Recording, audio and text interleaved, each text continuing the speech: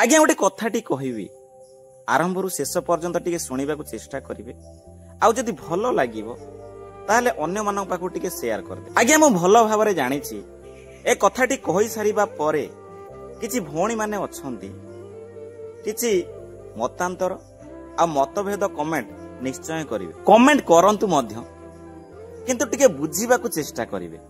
सबु भौणी पई ए कथाटी नुह किछि किछि भौणी माने अछंती। आज्ञा गोटे मिडिल क्लास फैमिली बापा माँ झीटी पुओटी आज्ञा बड़ झीटी सान झीटीर बड़ भाई पाठ साठ कम पड़ी थाए मूल मजूरी लागे तांकर 5 गुंठु जमी थाए से 5 गुंठु जमी को बाप पुओ चाष बास करती आउ ये मूल मजूरी लगी जो पैसा आणे से भल भाव चली जाती। बाप सबु बेले राति रे चिंता करू थाए झीटी को केमिति भलरे भलरे भल बर देखी शाशु घर को विदा करी एक कथा भाबी प्रत्येक दिन राति रे बापा आखिरु लुह झराउ थाए।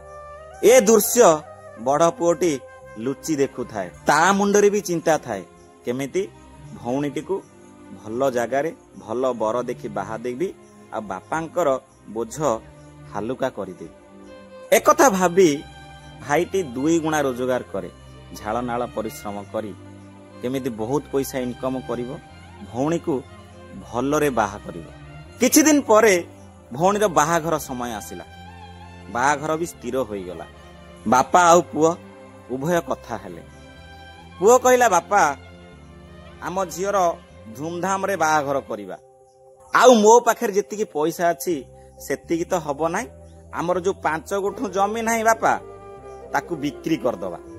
बापा कहिला अरे पुओ सेटा हमर भिटा माटी सी आम पई लक्ष्मी आमे हमर लक्ष्मी को अन्य का हाथ को टेकी दबा ना मु पैसा पाई अन्य का को देई पारिबी नाही।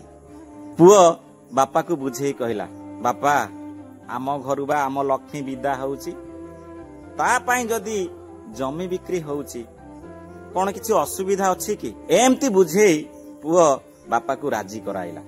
भाईटर किंतु जमी बिक्री करिया पाई आदौ इच्छा नथिला कारण भौणीर बाहागर पाई जेतिकी खर्च हबो सेतिकी पैसा ता पाखरे नथिला। मूल मजूरी लागि जेतिकी पैसा संचय करिथिला सेतिकी पैसा बाहागर रे अंटी नथांता अघट पड़ी जाई थांता।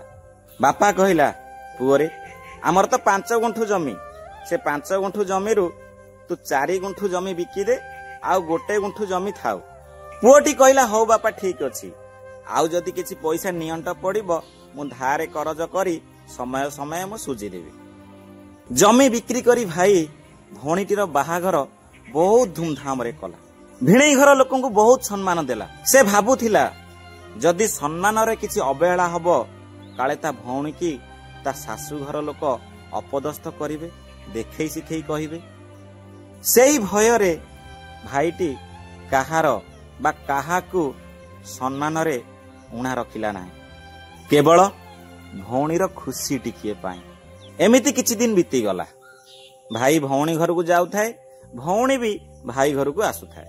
किछि दिन परे भाईर बाहाघर हैला आउ किछि वर्ष परे भाईर झीटीए हैला। भाईर तो स्वल्प आय मूल मजूरी लगी चले ता मुंडरे पुणी बोझ थाए भौणीर बाहाघरर कर्ज से पर्यंत भी से सुझी पारि नथिला भौणी बाहाघरर कर्ज। टिके चिंता करंतु भाईटी केते असुविधा रे थबो सेथिरे पुणी तार 1 गुंठु जमी कोन बा सेथिरे अमल होउथबो बापा माँ स्त्री तार पुणी गोटे झियो बहुत कष्ट रे चलिबाकू पड़े। भाईटी बहुत चिंता रे रहउथिला केमिति स्वल्प आय रे मो परिवार पोषण करिवि सेमानक मुहरे मु हस फुटेइबि। एहा भितरे भौणी घर को जो पनी परिबा भल मंद नेइकरी जाए सेतिकी नेई आउ जाई पारिला नाही तार सेतिकी सक्षम आउ रहिला नाही नेइकरी जिबा पाई। किछि दिन परे भौणी ता भाई घर को आसिला ता स्वामी की आणी पूरा रागरे तम तम भाई तमे निजको कम बोली भाबुच मोठार तमे संपर्क काटी देल जो पनी परिबा भल मंद मिठाटीए बिस्कुटटीए मिक्सचरटीए पिलांग पाई ड्रेसटीए नेइकरी जाउथलो ताकू भी तमे नबा बंद करदेल। तुमको एते अघट पड़ुची मु कौन तुमको पिता लगुची? जदि भल मंदरे मते खोजिब नाही आ मो घर को भल मंद नहीं कि जीव नाही ताहले मो भाग मते दे दियो।